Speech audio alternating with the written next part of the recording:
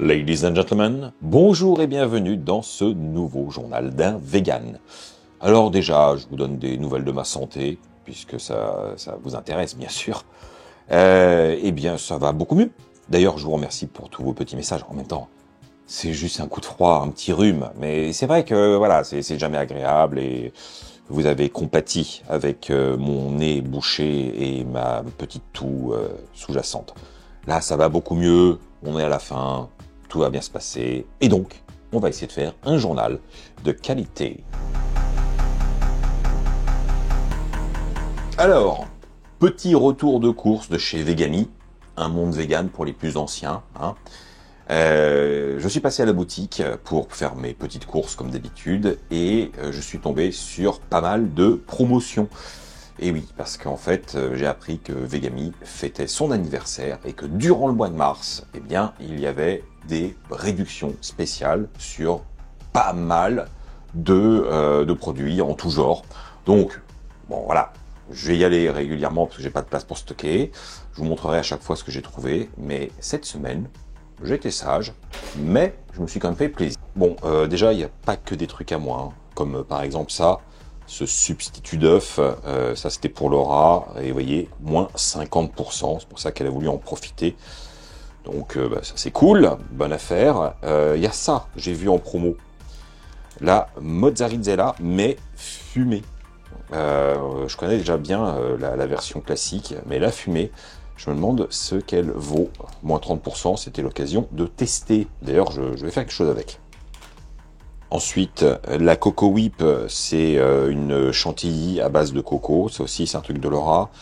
Non, c'était pas en promo, ça. Il y a ça dans les nouveautés. Je goûterai, tiens, pour vous en parler. Une terrine végétale de campagne de la marque Sans Face. On verra bien. Ah, ça, par contre. Voilà. La raclette Gusta, je crois qu'il y avait moins 20% là-dessus. Et puis il y a toute la gamme des saucisses Gusta, fumées, paprika fumée ou italienne. Il y avait moins 10%, je pense, sur les saucisses. Donc j'ai repris la gamme, en bon souvenir de Montréal. Et enfin, ça, c'est des petits bonbons de couleur, style dragée avec une cacahuète au milieu. C'est encore un truc de Laura, je sais pas ce qu'elle va faire avec, sûrement le manger. Bon, bien sûr, il y avait encore plein d'autres choses, en promotion ou pas. Il y avait aussi des choses avec des DLC très courtes. Ça, c'est une chose que j'aime beaucoup dans ce magasin, c'est pouvoir profiter effectivement des dates un petit peu limites. Généralement, il y a de très très belles occasions en termes de tarifs. Donc là, j'en ai pas pris, mais je surveille toujours. C'est un bon plan. En fait, j'ai comme le sentiment que Vegami, c'est le magasin vegan de Paris le moins cher sur la majorité de ses références.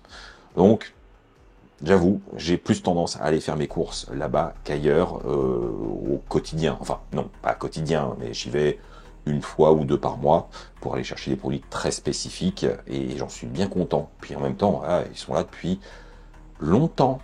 Et bien sûr, au-delà de la boutique physique dont je suis client, il y a aussi le site web qui vous livre partout en France. Donc si vous voulez faire aussi des découvertes, tester des produits, profiter donc de toutes ces promotions, eh bien j'ai vu ça, c'est sur le site, il y a tout exactement de la même manière, vous aurez exactement les mêmes offres. Il y a même parfois aussi sur le site des DLC courtes dont je parlais, donc n'hésitez pas à tester des choses à moindre coût, c'est toujours une bonne occasion d'ouvrir ses horizons, je trouve. Et toutes les promos, vous les trouverez pendant tout le mois de mars. Donc vous avez le temps et à la fois, le temps passe vite. Il n'y a pas si longtemps, je vous parlais d'un livre signé Ilse Ali sur la cuisine végane des Caraïbes. Eh bien, on ne l'arrête plus puisqu'elle nous propose un nouvel ouvrage. Voilà, encore un. Le voici, le voilà, Plat unique vegan aux éditions Solar. Alors, ce qui est intéressant, c'est que c'est pas redondant avec son autre livre sur la cuisine des Caraïbes. On est sur un autre concept qui parle de lui-même. Plat unique vegan, c'est l'idée d'avoir un repas complet dans une seule assiette. Ce qui me parle personnellement beaucoup, puisque c'est comme ça que je travaille au quotidien. Je fais pas entrée, plat, dessert à la française, pas du tout.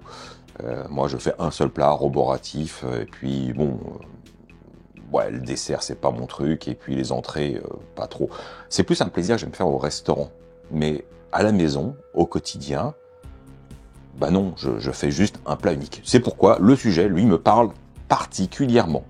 Et alors, ce qu'on va découvrir, c'est qu'on va avoir pas mal de recettes qui sont à la fois originales et réconfortantes. On n'est pas sur des choses extrêmement travaillées, alambiquées. C'est des choses qui vont parler à la majorité des gens avec des ingrédients simples, mais pas simplistes. J'insiste là-dessus, puisque vous allez voir que vous allez trouver de la vraie cuisine. Cuisine rapide, mais de la vraie cuisine. C'est pas comme moi, mon concept, où je vais vraiment utiliser des surgelés, des conserves, enfin, des trucs qui vont vous faire gagner du temps. Là, on cuisine. On cuisine, mais vite et bien.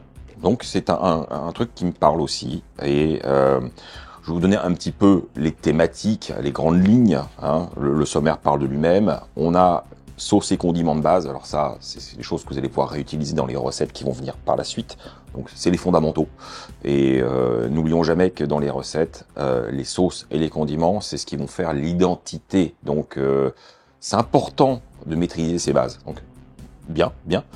Ensuite, on a les nouilles et les pâtes, parce qu'on va pas se mentir, hein, c'est bon. J'en suis la preuve vivante. Les nouilles et les pâtes, ça fait partie des mets qu'on va souvent revoir plusieurs fois par semaine, parfois. Donc, eh oui, c'est pertinent, c'est pertinent. Ensuite, on a les salades complètes. Là, moi, ça me parle un peu moins parce que c'est pas le genre de choses que j'apprécie.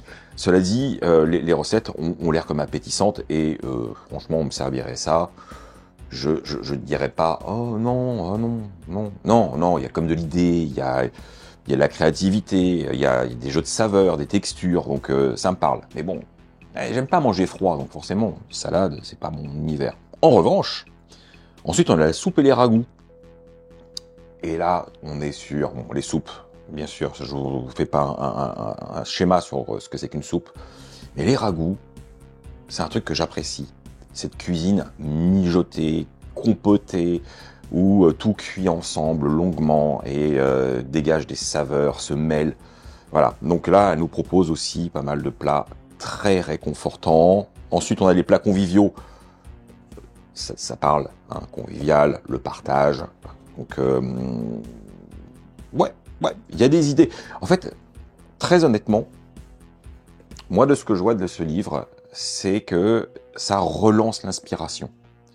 Ça vous sort de votre quotidien sans vous mettre en difficulté. Donc c'est assez pratique. On a vraiment des choses à la fois qui nous parlent et ce petit plus qui fait que ça nous fait juste sortir de cette fameuse zone de confort, à éveiller notre curiosité, à faire autre chose, mais sans se mettre forcément en difficulté. Donc voilà, à qui va s'adresser ce livre ? Ben, je pense à toute personne qui veut manger végétal au quotidien et qui a envie de changer un peu de sa routine et d'apprendre de nouveaux plats. Voilà, tout simplement. Donc c'est un livre qui est pratique et que je vous recommande d'aller feuilleter chez tous vos libraires comme d'habitude, parce que c'est comme ça que vous saurez si ça vous plaît. D'ailleurs, les photos sont appétissantes. Ça aide beaucoup à faire l'acte d'achat si besoin est.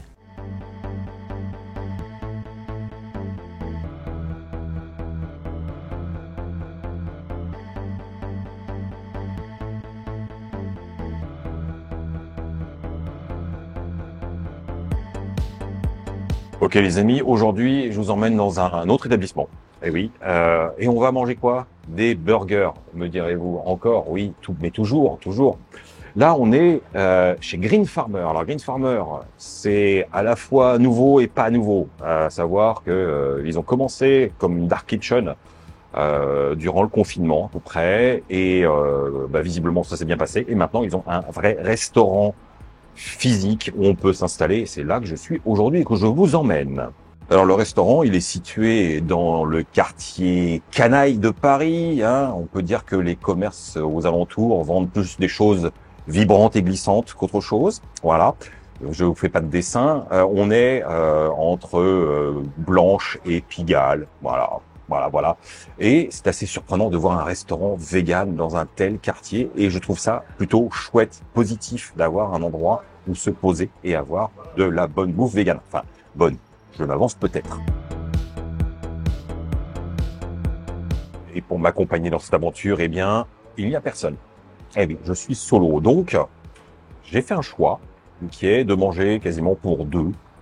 Non, je plaisante, je plaisante.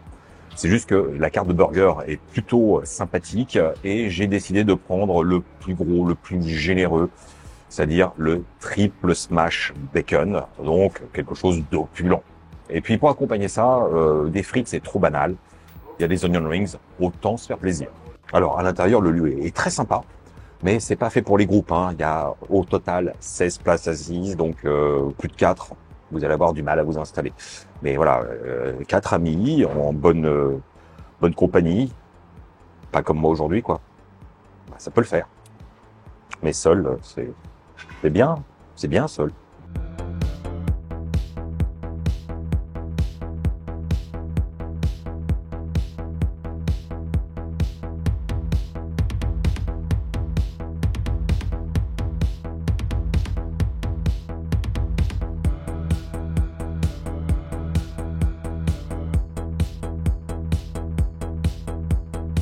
Ok, je suis servi, donc maintenant on va passer aux choses sérieuses. Je vais commencer par les onion rings et alors j'ai eu le choix entre diverses sauces et j'ai choisi en toute simplicité la mayo à la truffe. Voilà, donc ça c'est fait. En fait, c'est un resto 100% vegan. Hein. Il n'y a pas de produit d'origine animale. Quand je dis mayo, vous aurez compris.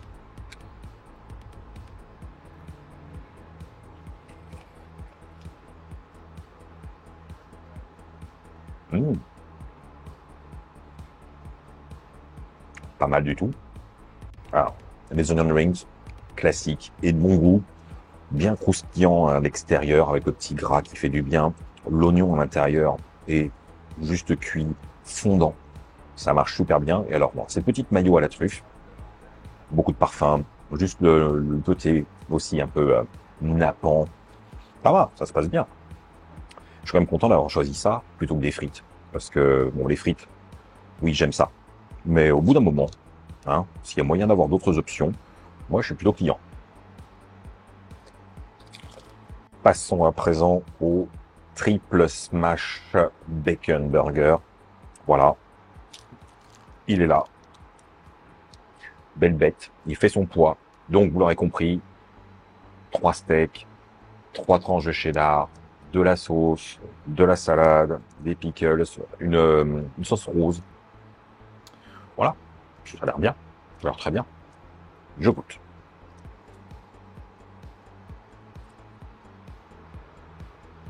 Mmh. Et bah, c'est pas mal du tout. L'intérêt d'avoir le triple cheese, le triple steak et tout ça, c'est une générosité. La mâche, elle vous remplit la bouche. Quoi. On est bien, on est bien. Au niveau des goûts, la sauce est bien équilibrée. Elle a pas un caractère extraordinaire, mais elle est bonne, elle est bonne. Et puis ça l'emporte pas sur le goût du cheddar et du steak. Donc c'est un bon équilibre. Après, on est sur de l'oignon et de la salade qui est bien fraîche, croquante. Le petit pickles qui réveille les papilles, tout va bien. Le pain brioché est très cool. Donc ouais, j'aime bien. Je crois que j'ai fait un bon choix. Et pour le bacon, que vous voyez là, ils ont choisi forcément les meilleurs. C'est du bacon la vie. Et les steaks, c'est du Beyond Meat. Voilà, il n'y a pas de secret. Ok les amis, je suis repu et satisfait. Ah bah oui, un seul burger, mais alors le burger. Hein. Ouais, j'ai bien fait de prendre le triple. Là ça va très bien. Ah bon alors par contre, ça va tellement que je ne vais pas prendre de dessert. Et pourtant, il y a quelques desserts qui sont proposés à la carte. Hein. Alors classique, salade de fruits, mais aussi mousse au chocolat, panna cotta et aussi un cookie vegan au chocolat. Mais voilà, bon, c'est pas la peine de forcer. Je suis bien. Inutile de rouler dans la rue. On va rester sobre. Alors, conclusion de cette expérience du jour, je suis plutôt satisfait, même très satisfait. Hein, ça tient ses promesses. On a des bons produits qui sont bien préparés, bien assemblés. Il n'y a pas une originalité incroyable, ça révolutionne pas le game, mais l'offre, la proposition, elle est là. Et il y a quand même des trucs qui sortent de l'ordinaire, et je trouve que ça vaut la peine.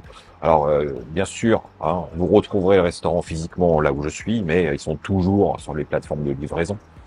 Donc, vous pouvez aussi commander pour ceux qui ne peuvent pas se déplacer. Voilà, vous savez tout. Et maintenant, je vais aller quand même faire ma petite part digestive, hein, parce que je suis le malin, mais voilà. Bon, il faut qu'on se parle, parce que je pense que c'est plus possible de nos jours d'entendre des trucs comme ça. Et je vous donne un peu le contexte. J'ai eu le plaisir de participer à une émission de radio sur Vivre FM, dont le sujet était véganisme entre mode et conviction, auquel j'ai été invité. Il y avait aussi Andrea du compte Le Renard et les Raisins, et une diététicienne accompagnant des gens en transition vers le véganisme. Donc jusque-là, tout va très très bien. Et le problème qui m'a fait un peu faire des bonds sur mon fauteuil dans le studio, c'est quand la diététicienne qui était au téléphone a dit des choses que je ne pensais pas pouvoir entendre aujourd'hui, en 2023. Et ça m'inquiète. Et ça m'inquiète de me dire que des professionnels de santé, et je sais que cette personne n'était pas mal intentionnée, mais il y a des gens qui sont pas à jour, en fait, et qui ont toujours des croyances, et qui, clairement, ont aussi des opinions. Et en tant que professionnel, c'est problématique. Il y a comme un devoir de neutralité et rester factuel, surtout quand on parle de métiers autour de la santé, donc de la science. Et là, ça pique un peu. Alors, est-ce que, vraiment, un régime végétalien occasionne des carences? Est-ce que c'est plus compliqué d'équilibrer des repas en tant que végétalien? Si vous êtes vegan ou végétalien tout simplement, vous le savez, il n'y a pas de problème. Voilà, c'est l'expérience qui parle. La seule chose qui est totalement indispensable, c'est de prendre les bonnes doses de vitamine B12. Alors oui, c'est un petit peu complexe, je ne vais pas vous refaire tout un laïus sur la vitamine, mais trouvez la posologie qui vous convient le mieux pour espacer les prises et avec les bonnes proportions, le nombre de microgrammes nécessaires. Une fois qu'on a trouvé la bonne formule, c'est bon. Typiquement, moi je prends 2000 microgrammes par semaine. Voilà. Il y a des gens qui vont préférer prendre une prise tous les jours, d'autres qui préfèrent tous les 15 jours, une fois par mois. Donc voilà, mais c'est pas des multiples. Renseignez-vous, vous verrez, c'est pas compliqué. Mais c'est vrai que c'est un faux ami, puisque ce ne sont pas des multiples de la dose journalière recommandée. Mais bon, une fois qu'on a évacué le problème de la vitamine B12, que je pense que ça y est, tout le monde est au courant, c'est pas une option, est-ce que vraiment on peut encore légitimement se soucier d'un problème de carence sur des choses aussi évidentes que les protéines ou le calcium? Puisque, voilà, on sait très bien que protéines égale viande, calcium égale lait. Donc quand on ne mange pas tout ça, on est carencé, c'est bien connu. Alors, ouais, c'est vrai que quand on n'y connaît strictement rien, je comprends cette réflexion un peu basique de se dire, ah bah si vous ne mangez pas ça, bah vous n'avez pas ces nutriments. Bien sûr, la vérité, elle est complètement différente puisqu'on trouve des protéines partout et du calcium facilement à l'état végétal et on l'assimile parfaitement. Mais voilà, ce sont des choses qui ont la vie dure et c'est difficile d'entendre une diététicienne dire qu'il faut être particulièrement vigilant, sachant que la réalité est que on mange peut-être plus de protéines végétales en tant que végétalien tous les jours, à toutes les occasions, que les gens mangent de protéines animales quand ils mangent de la viande. Et oui, parce qu'on a des forts taux de protéines dans les végétaux. Donc c'est un faux problème, mais totalement faux. Il en va de même pour nos apports en calcium. On a des produits enrichis en calcium, on a des produits qui sont dédiés à une prise de calcium dans les laits végétaux. Bon, sortis du bio, parce que vous le savez, on n'a plus l'autorisation d'avoir des laits végétaux bio enrichis en calcium. Mais si vous allez dans le conventionnel, vous allez trouver pléthore de produits enrichis en calcium. mais même à l'état naturel, hein, dans les fruits secs, on va trouver du calcium, on va trouver du calcium aussi dans le soja, donc bref, c'est pas un problème. Avoir ce qu'il faut en calcium, bah, je vois pas le souci. Idem, enfin je vais pas vous faire toute la liste, hein, on va parler de l'iode, du fer, du zinc, des vitamines, enfin on trouve tout à l'état naturel dans le monde végétal, et on trouve tout aussi en état enrichi potentiellement. Euh, avoir des carences dans quelque chose, ce n'est pas lié à un problème d'alimentation végétalienne, c'est pas le fait d'avoir choisi un mode de vie vegan, c'est un problème lié à un manque d'hygiène alimentaire, un manque d'équilibre et potentiellement un manque de connaissances, parce que je ne veux pas jeter la pierre sur qui que ce soit. Et dire que être végétalien c'est compliqué, c'est totalement faux. C'est totalement faux, surtout de nos jours. Je pense que si vous revenez 20 ans en arrière, où il y avait beaucoup moins d'informations, beaucoup moins de produits disponibles, beaucoup moins de choses sur Internet, beaucoup moins aussi de témoignages de personnes ayant expérimenté longuement, oui, il y a 20 ans, c'était plus à tâtons. Il fallait vraiment être pointu et peut-être être vigilant. Mais aujourd'hui, voilà, il faut vraiment avoir une mauvaise alimentation pour avoir un déséquilibre alimentaire. Et je trouve que c'est très négatif de véhiculer encore et toujours cette image de carencé ambulant parce qu'on est dans la privation d'éléments essentiels à l'organisme humain, puisque la science le démontre. C'est faux. Nous n'avons pas besoin de viande, nous n'avons pas besoin de produits laitiers. En revanche, oui, nous avons besoin des nutriments. Mais ces nutriments, on les trouve ailleurs. Donc, c'est un faux débat. Enfin, c'est un débat idéologique. Donc, qui n'a pas grande valeur par rapport à tout ce qu'on essaie de défendre. Bref, voilà, j'avoue que ça m'a un petit peu agacé d'entendre des choses comme ça. Alors bon, c'est une petite chaîne de radio, c'était pas une très très grande écoute. Mais quand même, rien que sur le principe, c'est irritant, non? Puis je rappelle quand même un truc basique, hein, mais que vous pouvez observer facilement. Si vous allez dans les pharmacies, parapharmacies et même dans les supermarchés, dans les rayons bien-être et compagnie, vous allez voir des rayons entiers de vitamines et minéraux sous toutes leurs formes possibles et imaginables. Est-ce que ces produits sont destinés aux véganes, ces gens carencés, ces gens dénutris?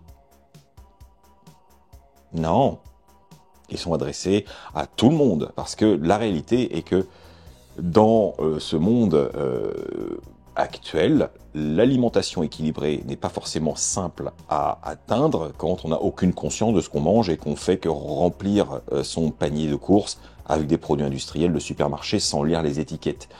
C'est là le problème. Et oui, les gens autour de nous, non-veg, sont carencés. En partie. Et s'il y a autant de vitamines sur le marché, c'est que, justement, il y a un marché, il y a une demande, il y a une problématique. Et cette problématique, elle n'est pas du tout végane. Hein. Voilà. Bon, maintenant, peut-être que là, derrière votre écran, vous dites, ouais, mais peut-être que moi, j'ai pas une si bonne hygiène de vie, peut-être que je suis carencé. Bah, le seul moyen de le savoir, c'est pas d'écouter les ragots de Madame Michu au détour de l'ascenseur qui a vu votre teint pâle de vegan pour vous dire oh vous avez des carences. Non, faites des analyses pour savoir ce qu'il en est, si ça peut vous rassurer, ou alors ne faites pas d'analyse et allez directement à faire des cures de vitamines pour vous booster. Dans tous les cas, il n'y a pas de souci. Alors bien sûr, il faut faire quand même attention. Hein. Certaines vitamines, il ne faut pas excéder une certaine dose, mais c'est marqué hein, sur les boîtes. Hein. Tant que ces vitamines sont bien certifiées véganes, tout va bien. Hein, tout va bien. Et ça, vous en trouvez n'importe où, des vitamines. Donc si ça vous rassure, faites des cures de temps en temps. Moi-même, par exemple, je sais que dans mon alimentation générale, j'ai certainement une petite lacune au niveau de la vitamine C. Parce que je ne suis pas amateur de fruits. Hein, voilà, c'est pas un truc que j'affectionne et donc Non, j'ai pas un apport en vitamine C fraîche, régulière. Mais de temps en temps, je me fais des cures de vitamine C, tout simplement. Mais j'ai conscience que je ne vais pas instinctivement vers la vitamine C à l'état naturel. Donc, je sais ce que je dois faire. Voilà. Donc, voyez où sont vos failles. Vous pouvez les combler facilement. Ça coûte pas une fortune. Vous pouvez aussi corriger vos habitudes alimentaires. C'est pas si compliqué quand on en a pris conscience et qu'on sait par quoi corriger les choses. Voilà. Bon. En même temps, je ne suis pas professionnel de santé, je ne suis pas médecin, je ne suis pas diététicien, je ne suis pas nutritionniste, je n'ai pas de diplôme là-dedans, donc je me garderai bien de vous donner des conseils précis. Mais bon, c'est vrai que quand j'entends justement des gens qui sont censés savoir s'exprimer dans ces termes, je suis inquiet et je me sens beaucoup plus expert tout à coup, ce qui n'est pas normal. Et maintenant, c'est le moment témoignage. J'aimerais savoir si vous, en tant que végétalien, végétarien ou même omnivore, hein, puisque vous êtes de tous les bords sur ma chaîne, dites-moi dans les commentaires, est-ce que vous avez déjà été diagnostiqué sur une carence alimentaire et quelle était cette carence et comment vous y avez remédié? Partageons les informations, peut-être qu'il y a des choses voilà, qui nous passent sous le nez et que ça pourrait aider d'autres personnes à prendre conscience qu'il va peut-être falloir surveiller des choses, même si, a priori, encore une fois, l'équilibre est la voie de la raison. Alors cette semaine, comme je vous le disais, en allant chez Vegami, je suis tombé sur ce produit, la terrine végétale de campagne de la marque Senfas, et c'est l'heure de goûter. Je viens de faire toaster une petite tranche de pain de qualité, et on va voir ce que ça donne, une dégustation dans les règles de l'art. Déjà, voilà, vous voyez. Ouais, ça sent pas mauvais. Et oui, je dis ça parce que, alors généralement, honnêtement, les produits de la marque Senfas, je suis jamais très enthousiaste. Enfin, c'est forcément, il y a toujours un truc qui va pas. Enfin, c'est pas une marque qui me parle. Pourtant, vous voyez, hein, je continue parce que ils essayent d'aller un peu plus loin et certainement de s'améliorer. Et je vois pas pourquoi je bouderais les nouvelles références juste par a priori. Ce serait idiot. Donc, j'ai jamais mangé de mauvais produits Senfas, mais rien qui me fasse faire waouh, putain, c'est bien, c'est bon. Mais là, déjà, le nez est bon. Et visuellement, oui, j'ai une terrine. Alors, une terrine solide, hein. C'est dense. D'ailleurs, il fait son poids, hein. Dans ce petit contenant, j'ai quoi? Où est le poids? Où est le poids? Je ne le vois pas. Le poids, 200 grammes. C'est 200 grammes. Allez, le pain est refroidi, mais croustillant. Je prends un couteau et on tartine. Alors, première chose, la plongée du couteau. Ah, c'est ferme. On sent que c'est dense. C'est comme humide.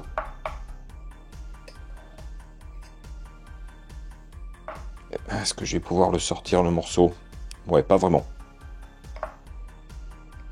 Allez, allez. Eh, c'est une bonne tête, hein. Hop. Petit tartinage en règle. Alors, j'écrase pas trop. C'est marrant, il y a des nuances de couleurs. On va quand même finir le morceau. Voilà. Goûtons. Allez.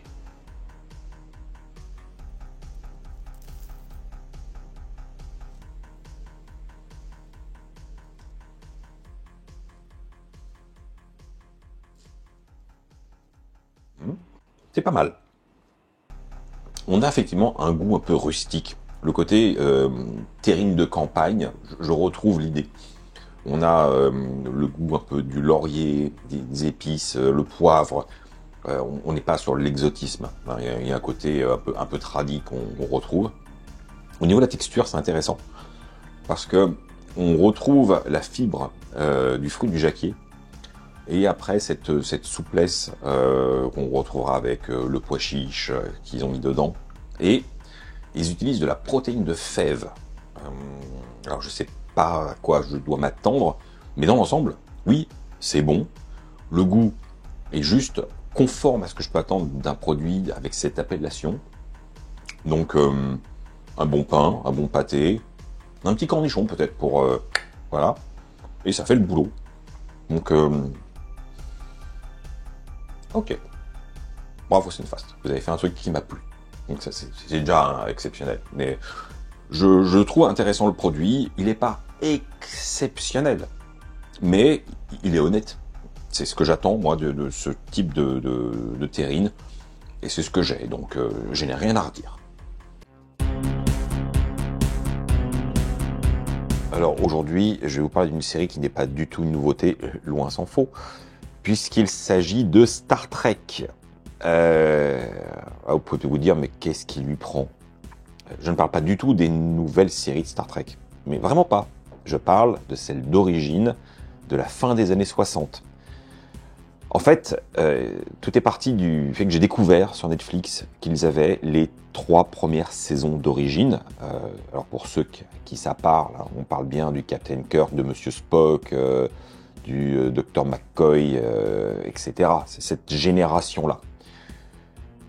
Star Trek, c'est une série que finalement je connais un peu, mais relativement mal. En France, je pense que la première fois que c'était diffusé, c'était sur la fameuse chaîne La 5, pour ceux qui se souviennent. Et bon, la télé française n'a jamais eu bonne réputation pour respecter la chronologie des œuvres, et puis bon, pas de VO, etc. Donc ça veut dire que techniquement, Star Trek, j'ai vu quelques épisodes, certains je les ai vus plusieurs fois, parce que, oui, la programmation, ils s'en moquaient éperdument. Hein. Ils balançaient ça comme ça. Bon, bref. Aujourd'hui, grâce à Netflix, j'ai l'occasion de découvrir en profondeur l'univers de Star Trek, que je connaissais vraiment qu'en surface, et de reprendre les choses à la base, dans l'ordre, et en VO sous-titré. Et là, ça change tout. Ça change tout. Alors c'est un voyage dans le temps, hein. Honnêtement, c'est kitsch, les effets spéciaux sont spéciaux, moins que l'on puisse dire, mais c'est chouette, c'est chouette. Il y a donc 3 saisons, je suis dans la 3e, c'est des longues saisons, hein. C'est à l'ancienne, hein, 25, 28 épisodes, quelque chose comme ça, j'ai plus le compte. Mais je me laisse prendre, c'est un petit peu le rituel du quotidien, je regarde un épisode comme ça et j'avance. Donc oui, ça fait un certain temps que je m'y suis mis et j'aime bien. Et j'attendais pour vous en parler, de voir si j'accrochais, est-ce que c'était pas trop difficile à regarder, parce que oui, c'est vieillot, mais à tout niveau, hein, les concepts, les idées, les costumes, les décors, la morale, enfin, il y a plein de choses. Ouais, un autre temps. Mais c'est ça qui est bien. Alors bien sûr, hein, le format 4/3 Technicolor, ça va pas parler à tout le monde, et je sais qu'il y a des gens qui ont du mal avec les vieilleries de ce genre. Mais je trouve que ça vaut la peine pour la culture, parce que Star Trek, c'est un monument en pop culture, c'est incontournable. Et la preuve en est, au-delà des séries d'origine, il y a eu plusieurs films, il y en a toujours, faits par des très grands réalisateurs. On a des séries qui s'enchaînent, que je ne connais pas, hein. J'ai jamais vu les autres, les Next Generation, je ne connais pas du tout. Mais c'est une licence qui n'est pas morte, et je ne sais pas ce qu'elle est devenue, mais voilà, ces 3 premières séries sont fondatrices.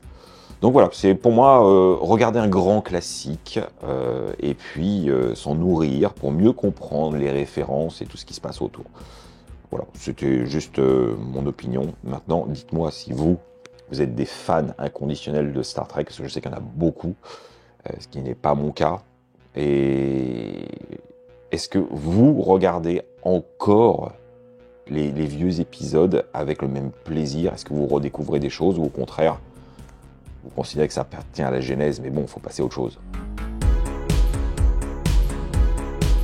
Parmi mon fond de course en légumes surgelés, il y a un truc que je prends systématiquement, c'est ça, une jardinière de légumes. Et ça, je la décline de maintes façons différentes, mais il y a toujours un sac qui passe par semaine, et j'essaye à chaque fois de varier les plaisirs. Et aujourd'hui, j'ai envie de vous montrer une de mes techniques, toute bête, pour faire une sorte de ragoût express. Alors quand je dis express, c'est que ça va ressembler à un ragoût, et à la fois, un ragoût c'est censé se mijoter longuement, et là, non, on va aller droit au but, parce que on a des aides, hein. Quand il n'y a pas besoin d'éplucher, de découper, on gagne du temps, et tout est pensé de cette manière, vous allez voir.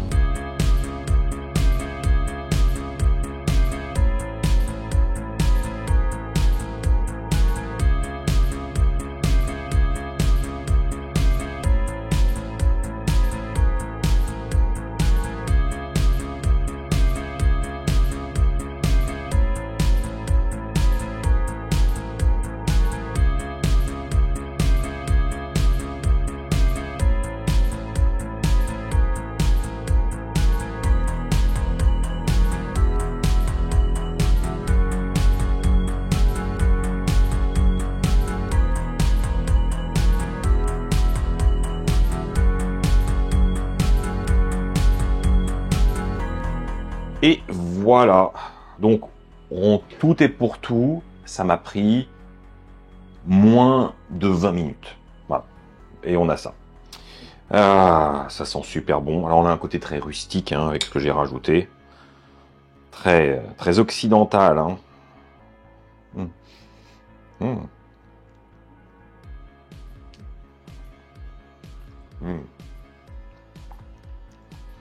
Il y a beaucoup de profondeur avec le bouillon, le miso qui rajoute de l'umami. Vous voyez, j'ai pas rajouté de sel, parce que le bouillon de légumes et la pâte de miso, ça suffit. Les légumes sont cuits comme il faut, fondants, presque confits. Le sétan est parfaitement aromatisé avec ce qui l'entoure. Voilà, un plat simple, réconfortant, roboratif, de saison, qui fait du bien. C'est tout ce que je demandais. Et j'espère que ça vous aura inspiré. Et voilà les amis, c'est fini pour cette semaine. Alors, je vais revenir sur cette histoire de shorts. Je vous avais sollicité la semaine dernière pour savoir ce que vous pensiez du format shorts sur YouTube. Et on peut dire qu'il y a une opposition très vivace parmi vous à ce format, que moi-même je n'apprécie pas du tout d'ailleurs. Et je vous ai entendu. Alors, il y a quelques personnes au contraire qui ont dit que ça leur ferait plaisir. Et quelques autres qui, bon voilà, finalement n'ont pas un avis très tranché, ils s'en passent des shorts, mais si c'est là, bon pourquoi pas. Mais voilà, on va dire que statistiquement, un non massif l'emporte. Mais bon, vous l'avez compris, ce n'est pas une démocratie, c'est ma chaîne, donc je ferai bien ce que je veux. Non, mais blague mise à part, le problème, et ça vous commencez à le comprendre avec tous les réseaux sociaux, c'est que quand une plateforme décide de pousser un format, il favorise énormément ce format au détriment même de la qualité ou de la pertinence. Et c'est là tout mon dilemme. Si ça tenait qu'à moi, ce serait même pas un sujet. Les shorts, ce serait non. Bah non, moi je fais pas de format court et ça, je vois pas trop l'intérêt à la base. Mais, parce qu'il y a un mais. Aujourd'hui, YouTube pousse énormément les shorts et visiblement, je n'ai pas de retour d'expérience, donc je ne pourrais pas témoigner. Visiblement, ça permet aux chaînes d'acquérir une meilleure visibilité pour sa chaîne principale. Et que les shorts sont un peu un échantillon, on va dire, pour aller vers des vrais sujets plus longs, comme on aime. Alors, la question, elle se pose en termes de stratégie pour le développement de la chaîne, c'est est-ce que, oui ou non, je vais faire des shorts dans cette idée de rabattage? Je sais pas. Je sais pas. Alors déjà, dans tous les cas, je tiens à rassurer tous ceux qui m'ont dit non, tu fais du format long, change pas, c'est ce qu'on aime. Dans tous les cas, quoi que je décide, le format long reste. Les shorts, c'est à côté, c'est en plus, c'est pas un remplacement de ce que je fais aujourd'hui, ce que je vous propose. Hein. Ça, déjà, que les choses soient très très claires. Est-ce que ça me prendrait beaucoup de temps à faire? Je ne pense pas. Est-ce que c'est pertinent par rapport au sujet que je traite? Eh bien, j'y réfléchis vraiment très sérieusement parce que j'ai pas envie juste de faire du short parce que c'est tendance. Ça ne m'intéresse pas non plus. Il faudrait que ce soit vraiment un complément. Et typiquement, je me suis dit, bah, quand il y a un restaurant qui a un nouveau plat, qui a un nouveau produit, quelque chose, mais qui nécessite pas forcément une vraie séquence de test où je vais prendre 10 minutes autour du produit ou de la dégustation, peut-être qu'un short qui dure 30 secondes, eh ben, pour vous informer qu'il y a quelque chose, ben, c'est suffisant. Et du coup, on a tout à y gagner. Grande réflexion, n'est-ce pas? Bon, voilà, je ne me suis toujours pas décidé en tout cas. Par contre, ce dont je suis sûr, c'est que je vais vous rendre à vos vies, sans plus attendre. Donc, merci de m'avoir suivi jusque-là, d'avoir été jusqu'au bout de la vidéo. Voilà, ce soutien de Time est toujours très important, vous le savez. N'hésitez pas pour les commentaires et puis tout, hein, comme d'habitude. Merci aux nouveaux tipeurs d'ailleurs, parce qu'il y en a des nouveaux au club des tipeurs. Ça fait toujours très très plaisir. Prenez soin de vous et on se retrouve la semaine prochaine sans faute pour de nouvelles aventures. Tchuss!